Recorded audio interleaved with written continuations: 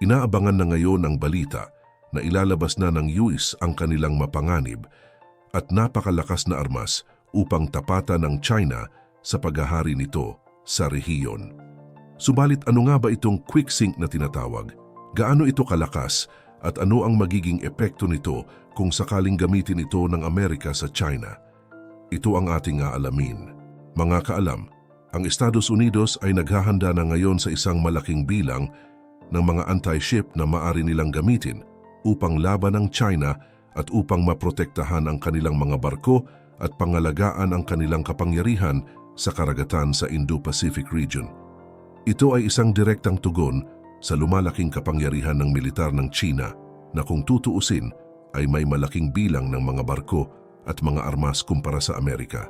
Ang plano na ito ng Amerika ay nag-ugat sa mga agresibong aksyon ng China sa South China Sea, partikular sa panghaharas sa mga teritoryo ng Pilipinas at balak nitong paglusob sa Taiwan.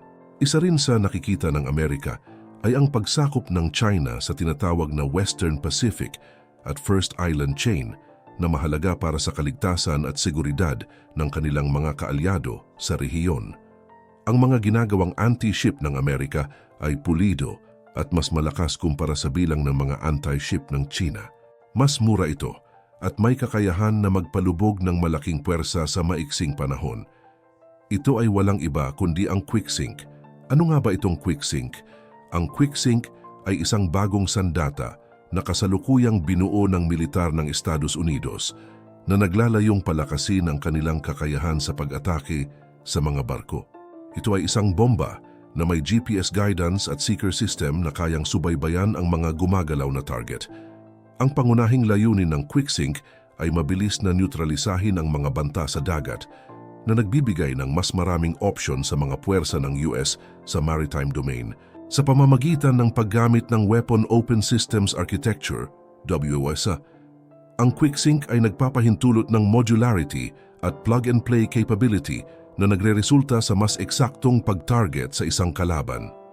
Ang sandatang ito ay hindi katulad ng mga torpedo at maaaring ilunsad mula sa iba't ibang uri ng sasakyang panghimpapawid, tulad ng B-2 Spirit Stealth Bomber.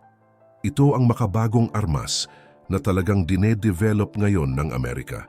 Gaano naman ito kaimportante at kalakas? Mahalaga ito dahil sa halip na umasa lamang sa mga torpedo, sinusubukan ng Estados Unidos na magkaroon ng mga bagong paraan upang lumubog ang mga barko ng kalaban gamit ang mga armas na inilulunsad mula sa hangin.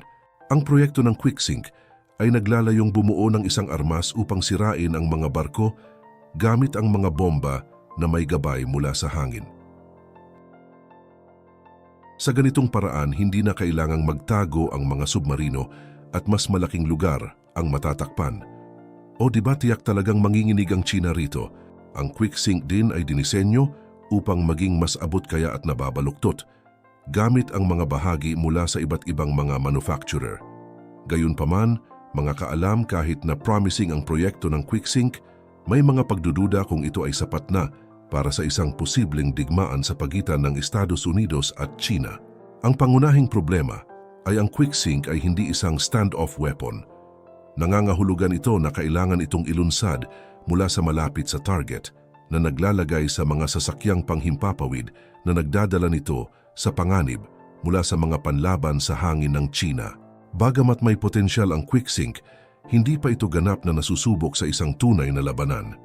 Kailangan pa ring makita kung ito ay magiging epektibo laban sa modernong mga barko ng China. Sa kabila ng mga pagdududa, ang quick sync ay isang mahalagang hakbang sa pagsisikap ng Estados Unidos na mapalakas ang kanilang kakayahan sa pag-aatake sa dagat. Ang quick sync ay maaari rin magbigay ng isang bagong layer ng pagiging komplikado sa strategic equation sa pagitan ng Estados Unidos at China. Dati ang mga barkong pandigma ng China ay kailangang mag-ingat lamang sa mga banta mula sa mga aircraft carrier, surface combatant o submarines ng Estados Unidos. Ngunit ngayon, kailangan na nilang isaalang-alang ang banta ng mga bomber ng US Air Force na maaaring umabot sa halos lahat ng lugar sa mundo. Sa kabila ng mga benepisyo, mayroon ding mga kahinaan ng quick sync. Dahil ito ay isang short-range weapon tulad ng aking nasabi na kanina, at ang mga sasakyang panghimpapawid na nagdadala nito ay maaaring malantad sa mga depensa sa China. Ang mga modern system ng pagtatanggol ng China ay maaaring magpalubog sa mga sasakyang panghimpapawid na nagdadala ng quick sink, kaya ang mga bomber ay kailangan mag-ingat sa kanilang mga pag-atake. Gayunpaman, mayroon pa ring mga sitwasyon kung saan maaaring maging epektibo ang quick sink. Halimbawa, laban sa mga maliliit na grupo ng barko ng China na may limitadong mga panlaban sa hangin o laban sa mga barkong pang-supply at mga barkong sumusuporta na hindi gaanong protektado. Ito ay isa lamang sa mga hakbang na ginagawa ng US Air Force upang mapalakas ang kanilang kakayahan sa pag-aatake sa dagat. Bukod sa quick sink, sinusubukan din nilang palakasin ang kanilang arsenal ng long-range anti-ship missile, LRASM. Bagamat mas mahal ang LRASM, mas epektibo ito dahil mas malayo ang sakop nito at mas mahusay na nakakaligtas sa mga panlaban sa himpapawid.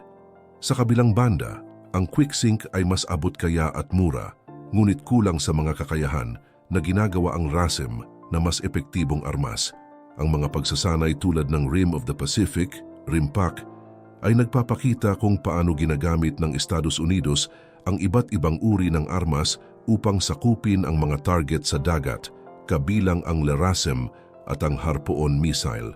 Ang mga pagsubok sa quick sink ay isinagawa kamakailan, kung saan matagumpay nitong pinabagsak ang mga decommissioned na barko sa ilalim ng RIMPAC exercises. Ang kakayahang ito ay partikular na mahalaga sa konteksto ng lumalaking banta mula sa modernong hukbong dagat ng China.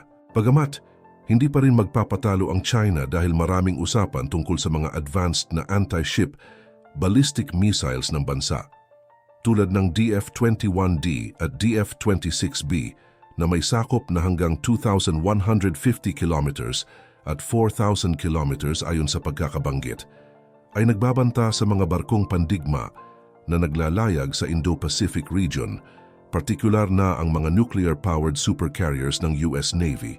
Bagamat nagpapatuloy ang pag-unlad ng US military sa mga hypersonic missiles, sinusubukan nilang muling gamitin ang isang matandang paraan ng pag-atake sa mga barko, ang pagbomba mula sa himpapawid. Old school kumbaga, dahil ito ay naging epektibo noong World War II nang malunod ang mga carrier ng Imperial Japanese Navy sa Pasipiko. Maaaring magamit din ito upang kontrahin ang mga bagong carrier ng China. Ang pagtutok ng US Air Force ay nagbago mula sa pakikipaglaban sa terorismo sa gitnang silangan patungo sa paghahanda para sa mga potensyal na labanan laban sa China at Russia.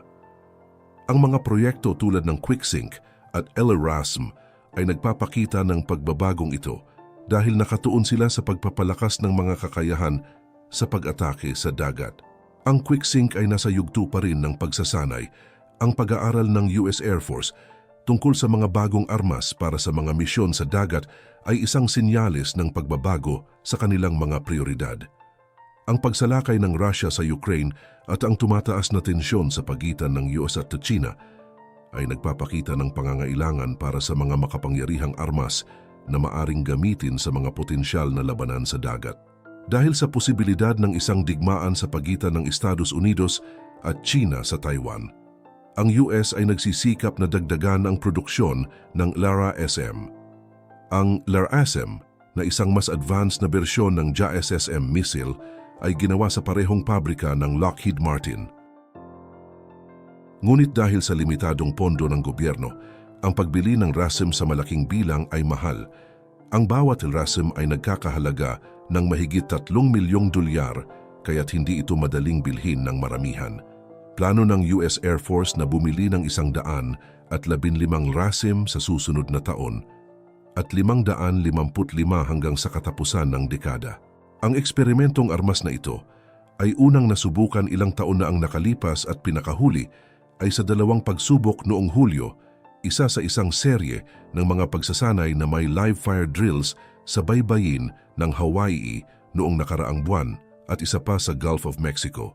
Ang pagpapaunlad ng QuickSync ay nagpapakita ng pagbabago ng pokus ng militar ng US mula sa pakikipaglaban sa terorismo patungo sa paghahanda para sa potensyal na paghaharap sa mga kapangyarihan ng mundo tulad ng China at Russia.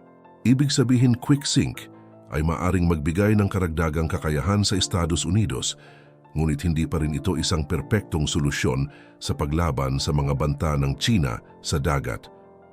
Ang paglalaban ay nangangailangan ng mas komplikadong mga diskarte at teknolohiya upang maging epektibo. Sa huli, mga kaalam, ang layunin ng QuickSync ay upang mabilis na maprotektahan ang mga mahahalagang lugar sa dagat sa buong mundo at magbigay ng mga bagong kakayahan sa mga umiiral at hinaharap na mga armas ng Estados Unidos.